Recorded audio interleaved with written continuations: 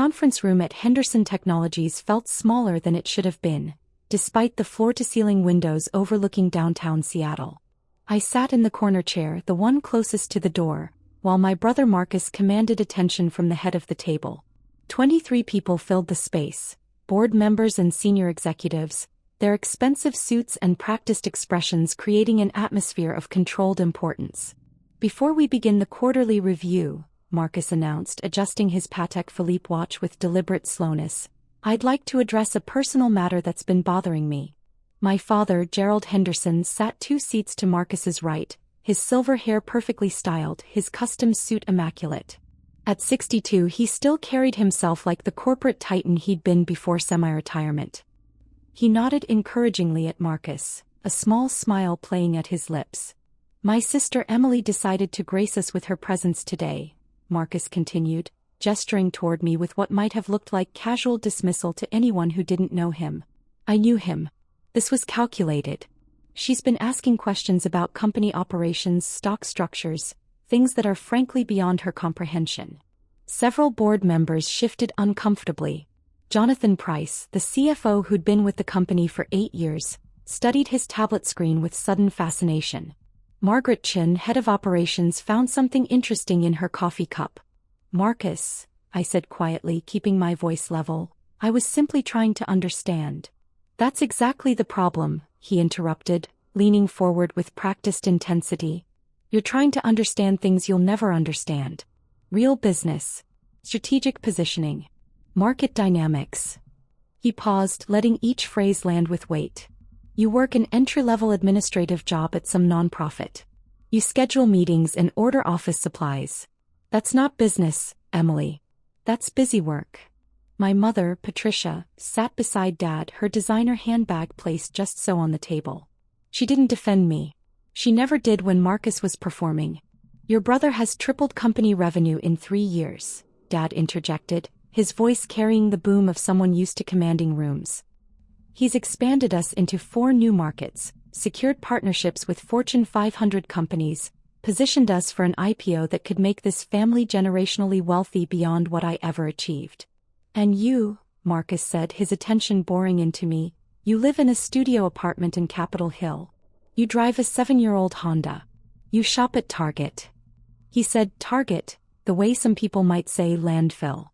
So when you ask questions about equity structures and shareholder agreements, you'll forgive me for not taking you seriously. I'm just trying to learn, I said, my hands folded in my lap, my expression neutral. Years of family dinners had taught me that showing emotion only gave them ammunition. Learn. Marcus laughed and several executives joined in with polite chuckles. Emily, I have an MBA from Wharton. Dad built a $200 million company from nothing. You have a bachelor's degree in nonprofit management from a state school. These aren't the same things. My phone vibrated in my pocket. I ignored it. I think what Marcus is trying to say, Mom offered, her tone suggesting she was being diplomatic when she was actually twisting the knife, is that we're proud of your work with your little charity. Helping people is noble. But it's not the same as creating value, building enterprise, understanding markets. Her charity has 4 employees, Marcus added. I have 847. The scale isn't comparable.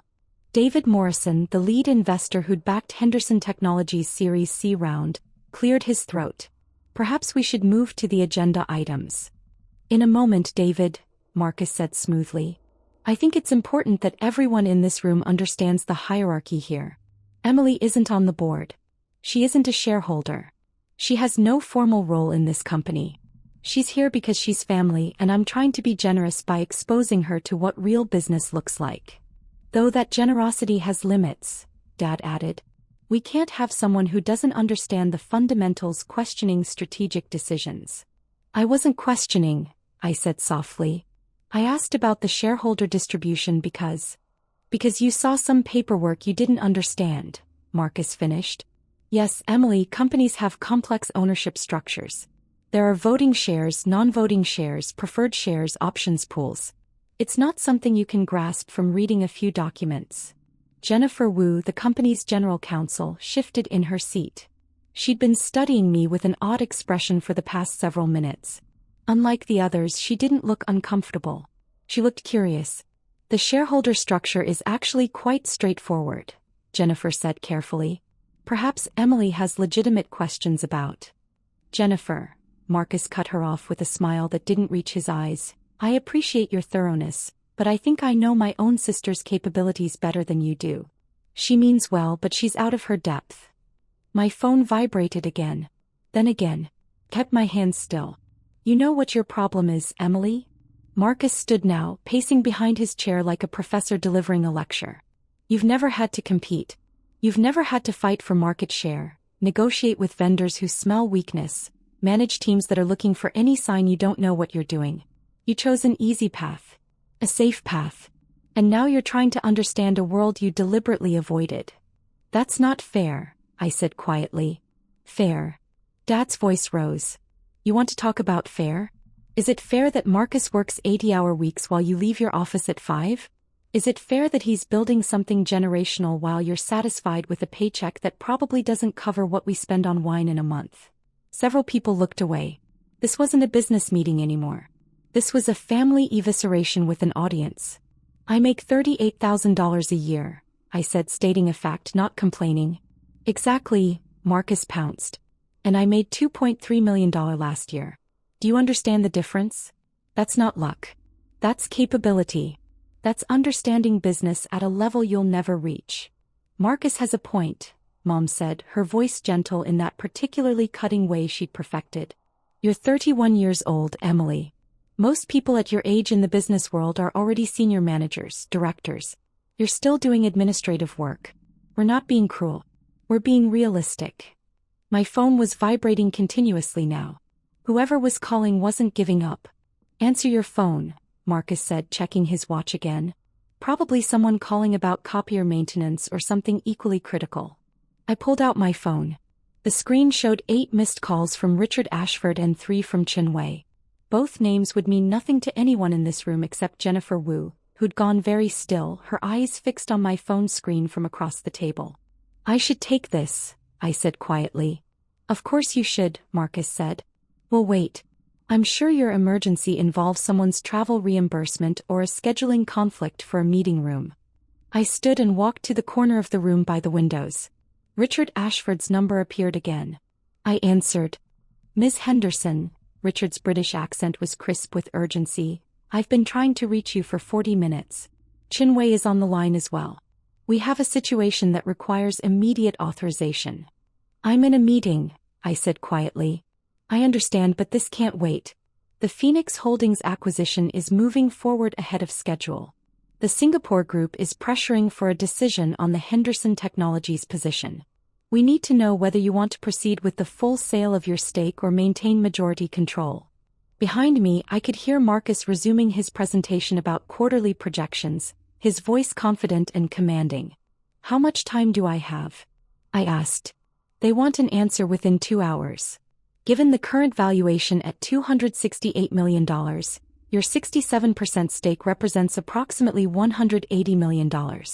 But if Phoenix completes their acquisition first, your control position becomes significantly more valuable. Chinwei calculates potential value at $340 million within 18 months if you maintain control and exercise certain options. I closed my eyes briefly.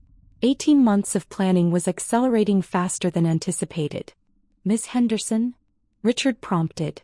Schedule an emergency board call for 3 hours from now, I said. I'll need Chinwei, the Phoenix Holdings team, and our legal counsel. Your brother's meeting will still be in progress, Richard noted. I know.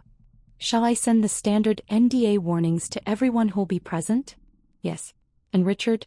Send the full Henderson Technologies ownership documentation to Jennifer Wu at this address. She's going to need it in about 15 minutes. I ended the call and returned to my seat. Marcus was deep into a PowerPoint presentation about expansion into the Portland market, his laser pointer highlighting growth projections. Everything okay? He asked without pausing his presentation. Did they run out of sticky notes? A few people laughed. Everything's fine, I said. Good, Marcus continued. As I was saying, Portland represents a $47 million opportunity over 3 years. We've already secured preliminary contracts with 3 major clients, And our proposal for the Meyer Corporation contract is highly competitive. My phone buzzed with a text. Jennifer Wu had received the documentation. I watched her open the email on her tablet, watched her eyes widen slightly as she began reading. The Portland expansion will require approximately $8 million in initial capital, Marcus explained, which we'll source from our Series D round that closes next month. The valuation puts us at $268 million post-money, which positions us perfectly for the IPO we're targeting for next year. Jennifer was reading faster now, scrolling through page after page. She looked up at me once, her expression carefully neutral, then returned to the documents. Questions about Portland? Marcus asked the room. Several hands went up. He fielded them confidently, demonstrating the kind of command that had made him Dad's favorite since he was 12 years old. My phone buzzed again. A message from Jennifer. We need to talk. Now. I typed back. After the meeting. She replied, no. Now. Jennifer stood abruptly. Marcus, I apologize for interrupting, but I need to address something that's come to my attention. It's time-sensitive and it involves company ownership structure. Marcus frowned. Jennifer, we can discuss internal matters after. This can't wait, she said firmly. The room went silent. Jennifer Wu didn't interrupt board meetings without cause. I've just received documentation that materially affects everything we're discussing. What documentation? Dad asked, his voice sharp. Jennifer looked directly at me. Hey, I nodded once.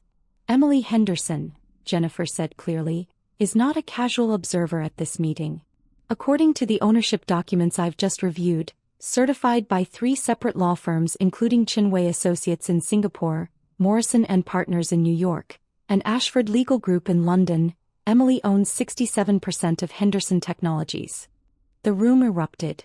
Marcus actually stepped backward, his laser pointer clattering to the table.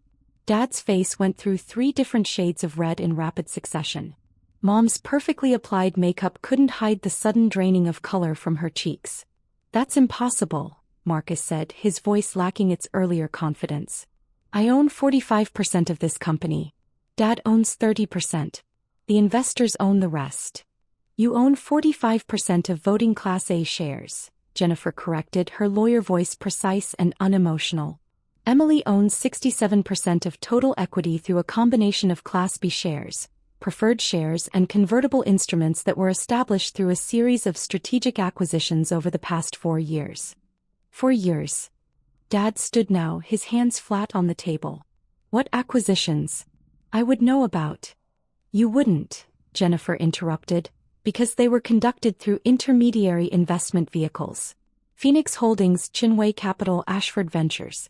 All 3 entities purchased shares from early investors, employees who exercised options, and outside parties who acquired equity during the company's first 3 funding rounds. And these entities are. David Morrison had gone very pale. Wholly owned by Emily Henderson, Jennifer said. I've verified the documentation with all 3 law firms. The chain of ownership is clear, legal, and has been registered with the SEC for 18 months. Marcus sank into his chair. You're telling me my sister owns my company? I'm telling you, Jennifer said, pulling up documents on the main screen, that Emily owns 2/3 of Henderson Technologies and has owned it since before your Series C round. The numbers appeared on screen. Detailed cap tables, ownership percentages, acquisition dates. My name appeared repeatedly through the intermediary companies. The Series C round, David Morrison said slowly, understanding dawning. Phoenix Holdings was the lead investor. We thought they were a Singapore tech fund. They are, Jennifer confirmed. A Singapore tech fund wholly owned by Emily Henderson and managed by Chinwei, formerly a senior partner at Goldman Sachs Singapore. You've been lying to us for years? Mom's voice was shrill. I've never lied, I said calmly. I've never claimed to own nothing. You all assumed I own nothing. You assumed my job at the nonprofit was all I did. You assumed I didn't understand business. Your entry-level job, Marcus started, is volunteer work, I finished. I don't take a salary. I founded the organization 6 years ago, funded it personally, and it now operates in 14 states with 83 employees, not 4. But none of you ever asked. Dad's face had moved past red into a concerning purple. If you own 67% of this company, then every decision we've made required my approval, Jennifer confirmed, which Emily provided through her designated representatives on the board. Phoenix Holdings has had 2 board seats for 18 months. You've been voting with them on every major decision. The IPO, Marcus whispered. If Emily owns 67%, then the IPO would make her current pre-money valuation is $268 million, David Morrison calculated out loud, his investor's brain automatically running numbers even in shock.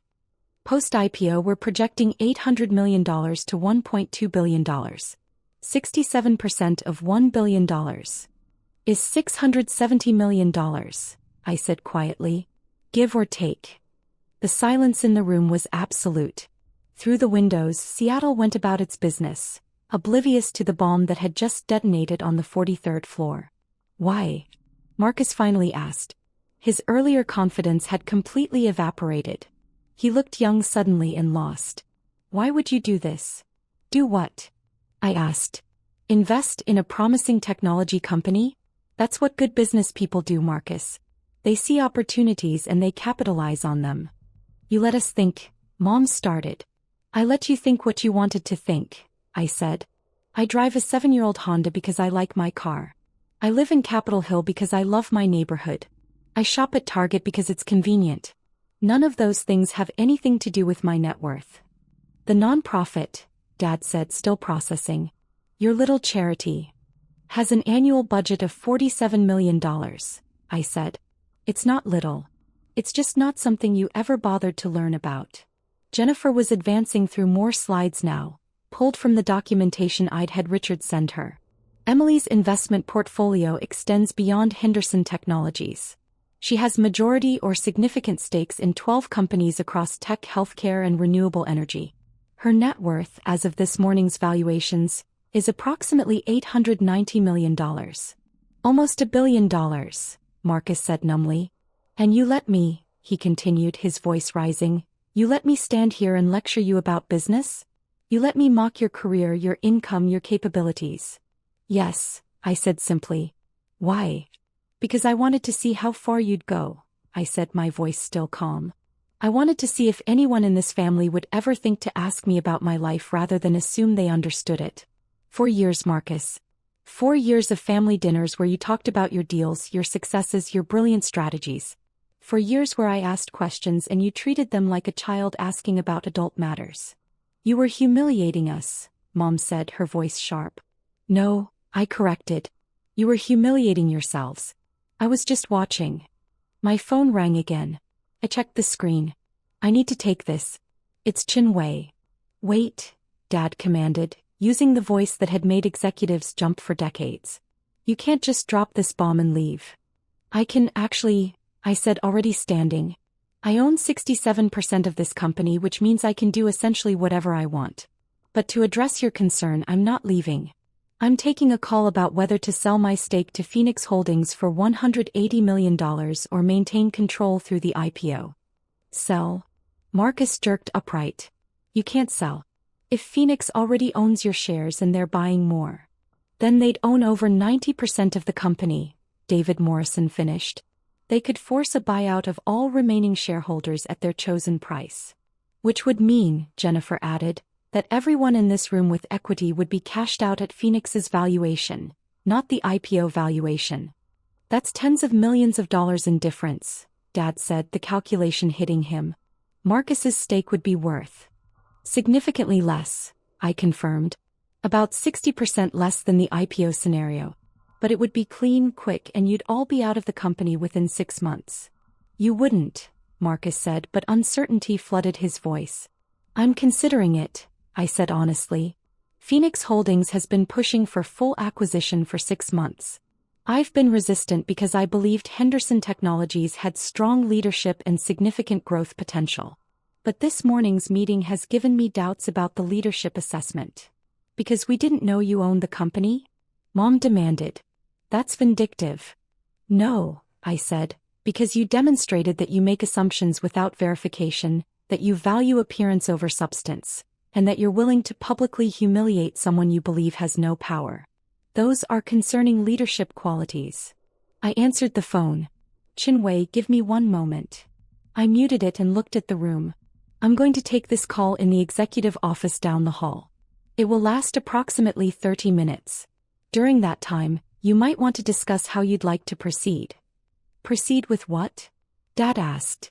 With your employment, I said simply. Marcus, you're the CEO, but I'm the majority shareholder. I have the right to replace you at any time for any reason. Dad, you're chairman of the board, but I control 67% of the votes. I can reconstitute the board with a single shareholder resolution. Mom, you're not employed by the company, so this doesn't affect you directly, but your family's financial future is very much on the table. You're threatening us, Marcus said. I'm informing you of the situation, I corrected. Whether it's a threat depends entirely on how you choose to interpret it and respond to it. I walked to the door, then paused. One more thing. When I come back from this call, I'm going to ask for your recommendation on whether I should sell to Phoenix or maintain control through the IPO. Your answer will tell me a lot about whether you understand business, Marcus. Whether any of you do. I left them there, their faces a mixture of shock, anger, and calculation. The executive office was empty, a small space with a desk and a chair and windows overlooking the city. I unmuted my phone. Chinwei, I'm sorry for the delay. No apology necessary, her crisp voice replied. Chinwei was 53, brilliant and utterly without patience for nonsense. I assumed the board meeting became interesting? You could say that. Richard and I have been modeling both scenarios.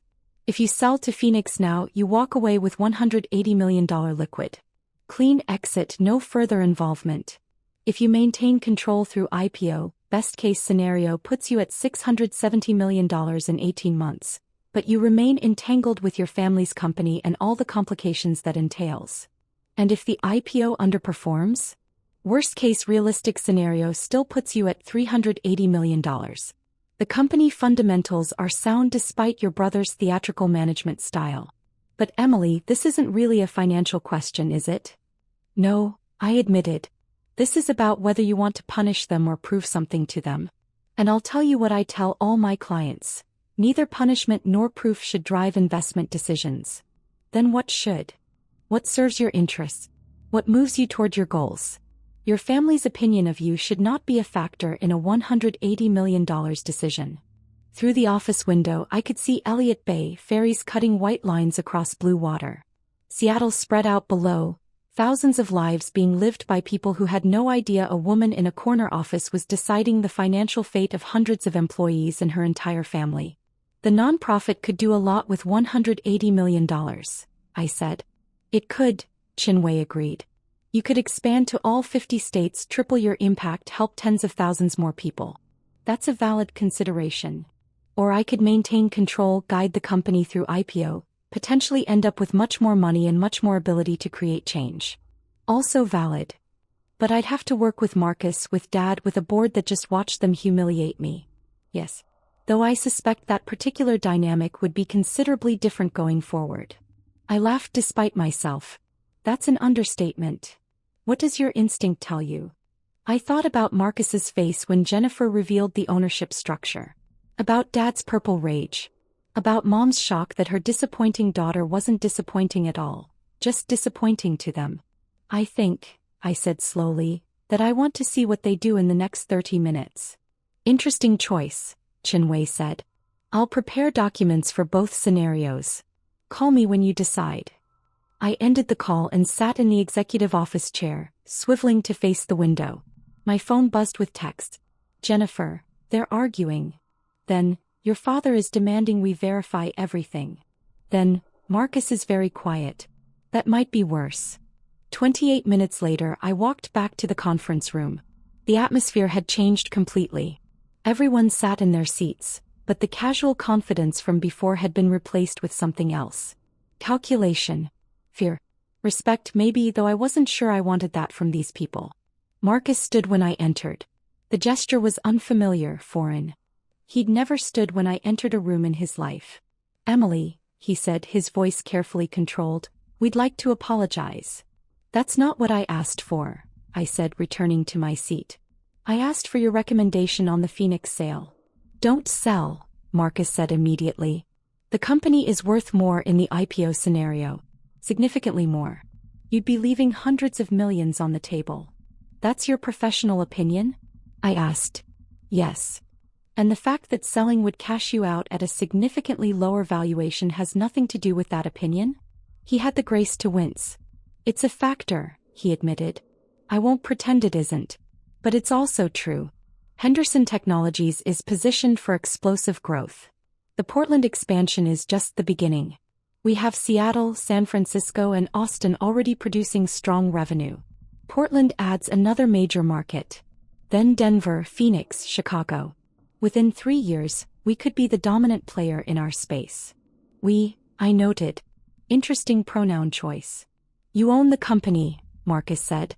I'm the CEO you hired essentially, even if that hiring happened indirectly. And if I choose to unhire you? The room held its breath.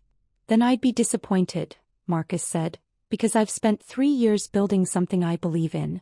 But I'd understand. I'd deserve it actually for how I spoke to you today. Gerald. I turned to my father. Your thoughts? Dad looked older than he had an hour ago. I think I've underestimated you, he said quietly. Badly. I think I've spent 31 years seeing what I expected to see rather than what was actually there. That's not a recommendation on the Phoenix sale, I pointed out. Don't sell, he said. Not because of me, not because of Marcus. Sell because Chinwei is right, you could do more good with more money. The IPO path gives you that. But it also gives me 2 more years dealing with this family in a business context, I said. It does, Dad acknowledged. And I can't promise that will be easy or pleasant. But I can promise that things will be different going forward. Different how? With you in your proper place, Dad said. As the owner. The ultimate authority. Not as the daughter we dismissed but as the businesswoman who outsmarted all of us. I turned to Jennifer. Legal opinion? The sale makes sense if you want a clean exit, Jennifer said. Maintaining control makes sense if you want to build something. Both are defensible choices. Though I'll note that Phoenix Holdings would likely replace the entire executive team if they take full control, so you'd be condemning everyone in this room to unemployment. Including yourself, I observed. Including myself, she agreed. Though I'd land on my feet. I'm more concerned about the 847 employees who aren't in this room, who had nothing to do with today's humiliation, who'd lose their jobs or face massive uncertainty under new ownership. That was the consideration that mattered. Not Marcus's stake, not Dad's pride, not even my own satisfaction at watching them sweat. 847 people, most of whom I'd never met, whose livelihoods depended on Henderson Technologies continuing to exist. I'm not selling to Phoenix, I said. Relief flooded the room like a physical thing. But, I continued, things are going to change. Marcus, you're good at your job. The growth numbers prove it. But you're going to have oversight now. Real oversight. Jennifer, I want monthly reports on all major decisions. David, your board seats stay, but I'm adding 3 more board members. People I trust. People who'll actually represent my interests. Understood, Marcus said quickly. Dad, you're stepping down as chairman. I'm taking that position. Dad opened his mouth, closed it, then nodded. That's fair. Mom. I looked at my mother, who'd been silent for the past half hour. You're not part of the company, so this doesn't affect you professionally. But personally, I think we need some space. I won't be coming to family dinners for a while. Emily, she started. I'm not angry, I said, which was true. I'm just tired. Tired of being treated like I'm less than. Tired of being dismissed. I have a life you never bothered to learn about, accomplishments you never thought to ask about, a career you mocked without understanding. That's exhausting. We'll do better, she said, and she might have even meant it. Maybe, I said. We'll see. I stood gathering my things. The meeting wasn't over, but my part in it was. Emily, Marcus said as I reached the door. Why didn't you tell us? Years ago when you first started buying shares. Why didn't you just say something? I considered the question. Because I wanted to see if you'd figure it out, I said finally. I wanted to see if any of you would notice that the Phoenix Holdings representative at board meetings looked exactly like the woman in my college graduation photos that still sit on Mom's piano. I wanted to see if Dad would recognize my investment strategy as identical to his own early career. I wanted to see if you, Marcus, would ever wonder where I got the money to donate $2 million to your company's charity foundation last year. You donated, Marcus stopped. The anonymous donor. Not that anonymous, I said. The paperwork had my signature. You just never looked. I left them there processing. Jennifer followed me into the hallway. That was impressive, she said. That was exhausting, I corrected. Fair. For what it's worth, I think you made the right call not selling. The company is solid. Marcus is actually good at his job when he's not being an arrogant ass. With proper oversight, Henderson Technologies could be something really special. I know, I said. That's why I bought it in the first place. My phone rang again. Richard Ashford, probably wanting to know the outcome. I need to update my team, I told Jennifer. Can you send me the board meeting minutes once they're finalized? Of course. Though I suspect these will be the strangest minutes I've ever written. Item 4. Emily Henderson revealed to own the company. Chaos ensued. I smiled despite myself. Keep it professional, Jennifer. Always do. I took the elevator down 43 floors, walked through the lobby where the security guard nodded at me the same way he had when I entered. Just another visitor, nothing special, and stepped out into Seattle afternoon sun. My phone showed text from Chinwei. Heard you're maintaining control. Good choice. Richard, board call still scheduled? A message from my assistant at the nonprofit. Reminder. Youth Center opening tomorrow at 10 a.m. Press will be there. The Youth Center. Right. The project I'd spent 2 years funding and planning, the one that would serve 500 kids in underserved neighborhoods. The one my family didn't know about because they'd never asked what my nonprofit actually did. I texted back, I'll be there.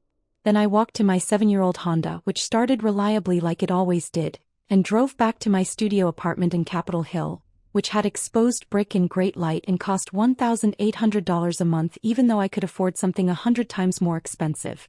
I could afford a lot of things. A bigger car. A bigger apartment. A different family. But I'd learned something my father and brother never understood. Having money and needing to prove you have money are two entirely different things. One is wealth. The other is insecurity. And I'd never been insecure about what I'd built. I'd only been disappointed that my family couldn't see it. Now they could. Whether they'd learn anything from it remained to be seen. My phone buzzed one final time. A text from Marcus. I'm sorry. Really. And not just because you own the company. Because I was cruel. Because I should have known better. Because you're my sister and I failed you. I stared at the message for a long time. Then I typed back, I know. Not forgiveness. Not yet. But acknowledgement. It was a start.